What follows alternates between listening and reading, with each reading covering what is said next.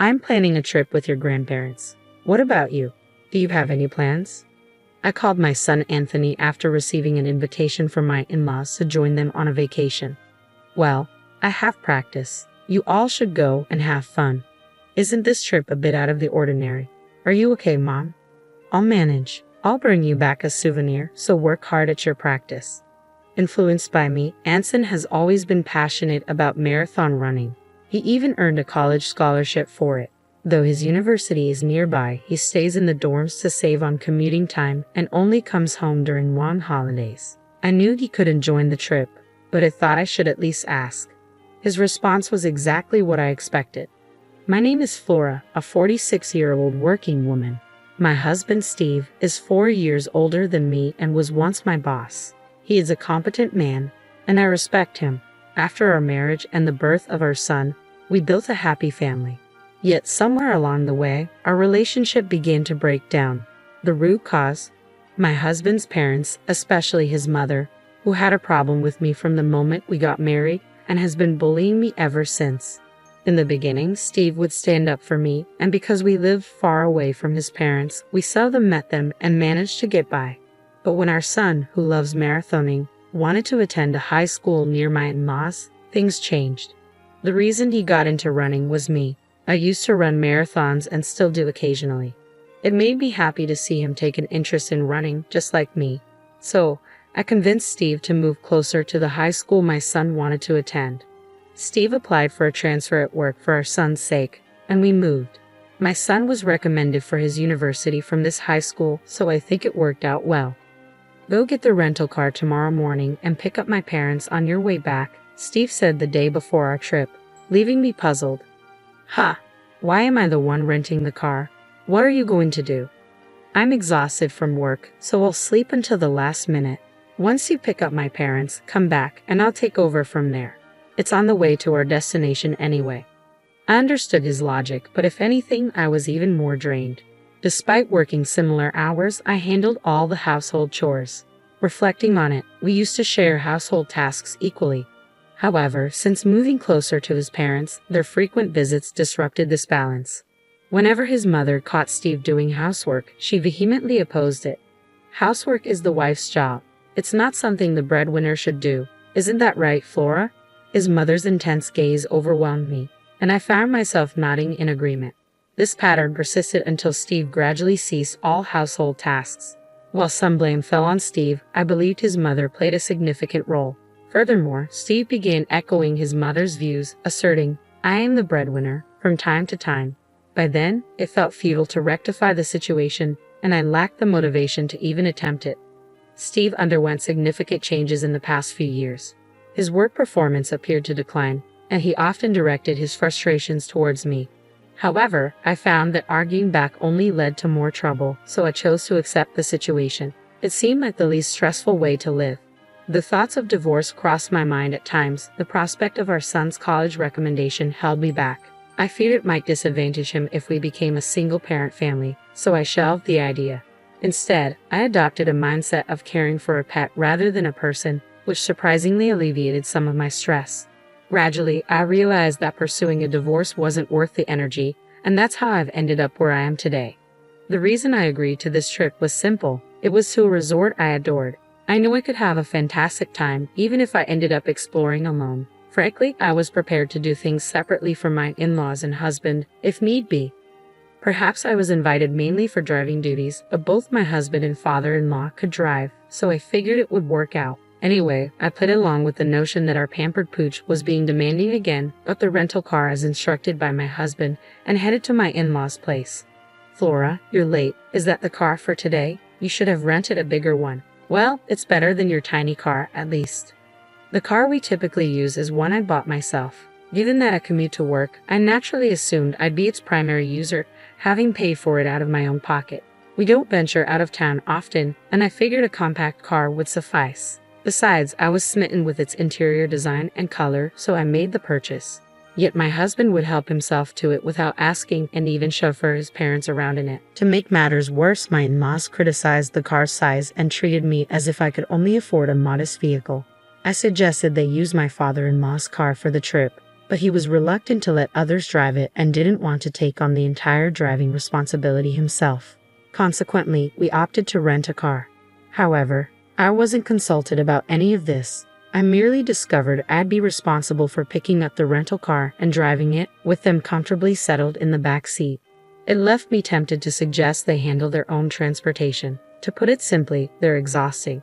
In the end, despite my husband's initial promise to share the driving duties, he slept for the entire journey. My father-in-law refused to drive unless it was his own car, leaving me to navigate the entire trip to our destination. With my husband dozing in the passenger seat, my father-in-law incessantly criticized my driving. He'd nitpick, suggesting turns after it was too late or questioning my decisions at traffic lights. It was nothing but needless stress. Adding to the chorus, my mother-in-law chimed in, disparaging my driving skills. I found it particularly irksome to be critiqued by someone who couldn't drive herself, especially when compared to my father-in-law, who had been involved in numerous accidents. Despite suggestions for him to relinquish his license, my mother-in-law stubbornly insisted he was merely unlucky and a proficient driver. Well, I had no desire to be chauffeured by him anyway. I didn't mind taking the wheel, but I wished they'd refrain from constant interference. Upon arriving at our destination, my husband finally stirred from his slumber. Exhausted from a day spent in the car, we obliged my in-laws' suggestion to unwind at the hotel, opting to forego any outdoor activities. I relished the opportunity to unwind, taking a dip in the pool and leisurely exploring the hotel grounds. It was a satisfying way to spend the day. Following a delicious dinner and a relaxing visit to the spa, I returned to our room to find my husband already fast asleep. I wasn't sure what my in-laws were up to in the adjacent room, but they were likely fast asleep. After enjoying a beer in our room, I settled into bed. When I awoke to the crisp morning air, my husband was still sound asleep.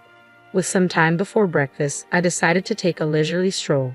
However, upon my return, I was met with an unthinkable sight. My husband was nowhere to be found, and his belongings were missing too. Frantically, I searched the room and even attempted to reach my in-laws next door, but there was no response. At the front desk, I learned they had already finished breakfast an hour earlier than I had been told. It seemed they had left me behind. Additionally, I was left to settle the checkout process alone. Was my mother-in-law's offer to cover our stay just a ruse? Left with no alternative, I settled the bills for both rooms and departed the hotel, only to find there was no car awaiting me. Lost in contemplation about my next move, my phone suddenly rang. It was my mother-in-law. Where are you now?" I inquired, puzzled by the situation. My mother-in-law chuckled in response. "Just enjoying some quality family time since we're on vacation."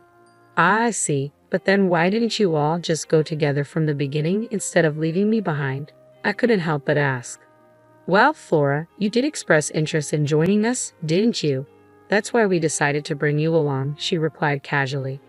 I recalled mentioning my desire to visit this resort while casually watching TV with my husband. Was that what he remembered? Typically, it would have been endearing if he recalled my casual remarks, but this time it felt like he used it to irk me. What's more, I was the one who did most of the driving to get here. Why should I be reminded that I was brought here by my mother-in-law, who neither drove nor contributed financially? Beyond anger, all I could do was sigh. "Fine then, let's go sightseeing as a family and head home afterward. You can do some sightseeing too, Flora, and then return. We're not sure how you'll get back, but you're quite adept at marathons, aren't you?" "Just run back," my mother-in-law taunted, her laughter fueling my frustration. "If Steve is driving, put me on speakerphone so he can hear me," I demanded, my anger boiling over. As soon as I made the request, it seemed my mother-in-law transferred the call, and my husband's voice filled the line. "Good morning. You were eager to come here, weren't you? Take it easy today, but remember we have laundry from the trip to tackle. Make sure it's washed by tomorrow morning," he chimed, sounding cheerful. But any warmth I once felt for him had dissipated. "Do your own laundry," I retorted sharply. "Hey, that's not a nice way to speak. As the breadwinner, I'm advising you to relax today. You should be thanking me," he replied. "Oh, the breadwinner. Don't worry, this will be the last time we see each other." "Well, you've mostly seen me asleep," I countered, my tone laced with finality. "What do you mean?" he asked, clearly puzzled. "We need to head back home today. There's laundry and house cleaning waiting for us," my husband declared. "Yeah, that's exactly why I'm not going back. I responded firmly. What do you mean? His voice quivered with uncertainty. I'm filing for divorce. Remember 6 months ago when you told me you met your soulmate, your childhood friend, and you were planning to marry her? The one who moved back to your hometown after her divorce. I reminded him, feeling a surge of emotion. It had been about 6 months since I confronted my husband, sensing something was amiss, and he confessed. He had reconnected with his childhood friend and believed she was his true love. He wanted to divorce me and marry her to support her and her child as a single mother. He handed me the pre-filled divorce papers, but I couldn't bring myself to agree to end our marriage. We didn't speak for days afterward until he realized he needed my help with household chores. Eventually, he asked me to forget his previous words, but I couldn't simply disregard them, and I began gathering evidence of his infidelity. I found myself pondering whether Steve had orchestrated this trip to win me over.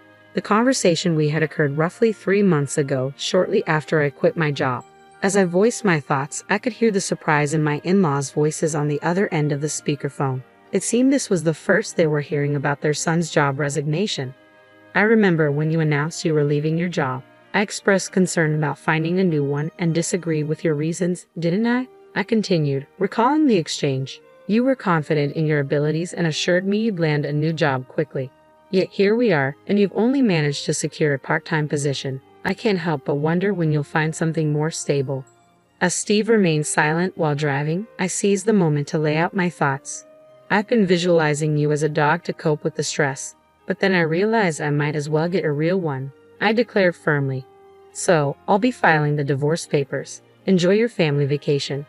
My in-laws called out my name in shock, and my husband attempted to say something, but I disconnected the call without a second thought, opting to make the most of sightseeing before heading home.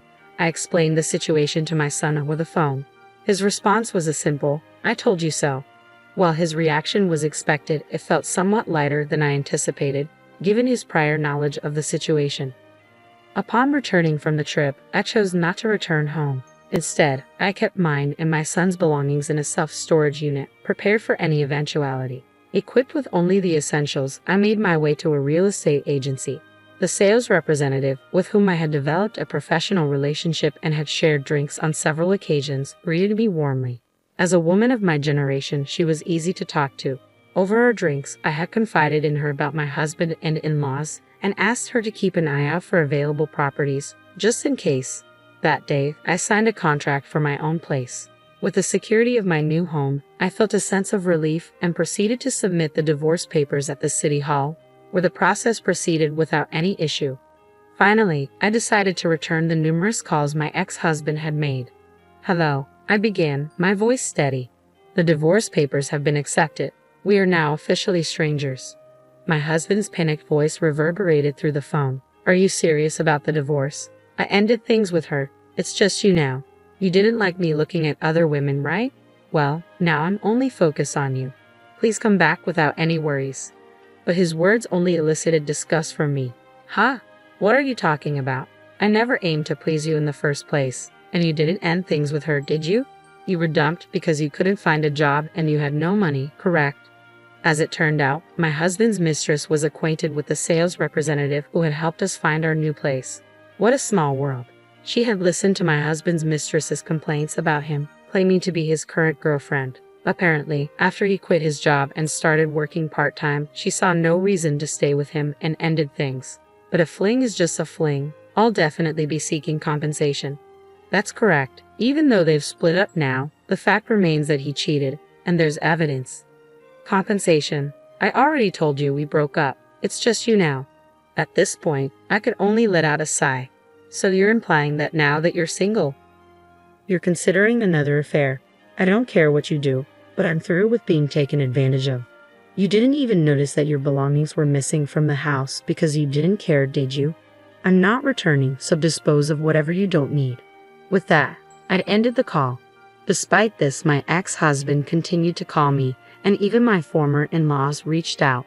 But of course, I have no intention of returning to that house. My ex-husband still hasn't found a job, can't afford the rent, and has moved back in with his parents.